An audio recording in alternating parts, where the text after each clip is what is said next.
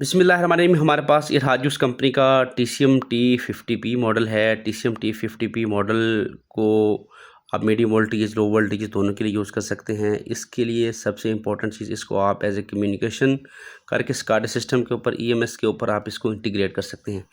अब इसकी जो कम्युनिकेशन की सेटिंग है, कम्युनिकेशन की सेटिंग हम आपको बताएंगे कि इसके ऊपर हम इसके ऊपर एड्रेस की कैसे सेटिंग कर सकते हैं, हम बॉर्ड रेट की सेटिंग कैसे कर सकते हैं। तो उसके लिए हम इसका राइट बटन लॉन्ग प्रेस करेंगे और इसका 0001 कोड एंटर करेंगे। मैंने इसका 0001 कोड एंटर कर दिया है। एंटर करने के बाद हम इसकी सेटिंग में चले जाएंगे। सेटिंग में जाने के बाद मैं आपको बताऊंगा कि हम इसके सबसे पहले एड्रेस है। एड्रेस अगर आपके पास कोई भी एड्रेस 245 256 तक आप कोई भी एड्रेस रख सकते हैं। इन एड्रेसेस को आप चेंज भी कर सकते हैं।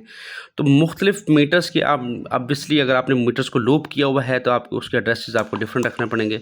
फॉर एग्जांपल अगर मैं चाहता हूँ कि मैं इसका एड्रेस जो है ना वो मैं इसका एड्रेस 15 रख देता हूँ, तो हम इसका एड्रेस 15 सेट कर देते हैं।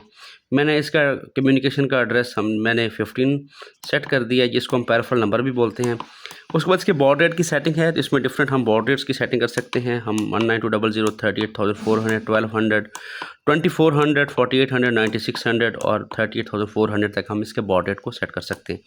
ये मैंने बॉर्ड रेट सेट कर दिया। उसके बाद इसका पैरिटी बिट है। पैरिटी बिट आप कोई भी रख सकते हैं, N81 कर सकते हैं। नॉर्मली N81 ही यूज़ करते हैं अगर आपने 9600 बॉर्ड रेट यूज़ कर रहे हैं तो डिफरेंट स्पेसिफिकेशन रिक्वायरमेंट के मुताबिक आप इसके डिफरेंट बॉर्ड रेट्स की सेटिंग कर सकते हैं। तो इस सेटिंग को सेव कर देंगे।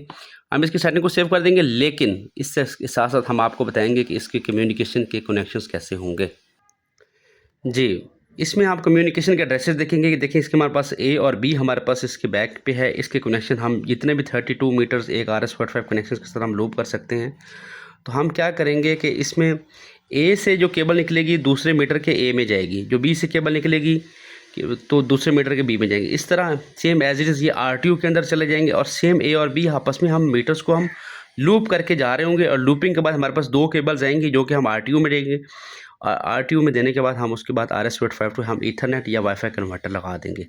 तो ये इसके कनेक्शंस हमने आपको गाइडलाइन दे दी हैं और इसको आप RS-485 के थ्रू इसके मॉडबस एड्रेसेस को आप कॉल कर सकते हैं। जितने भी पैरामीटर्स हैं उनको आप SCADA सिस्टम में एनर्जी मॉनिटरिंग सिस्टम के ऊपर आप इसको देख सकते हैं। अगर आप PV जंक्शन कंट्रोलिंग बनाना चाहते हैं तो PV जंक्शन कंट्रोलिंग के लिए इसके एड्रेसेस को कॉल करके आप PV जंक्शन कंट्रोलिंग की सेटिंग कर सकते हैं।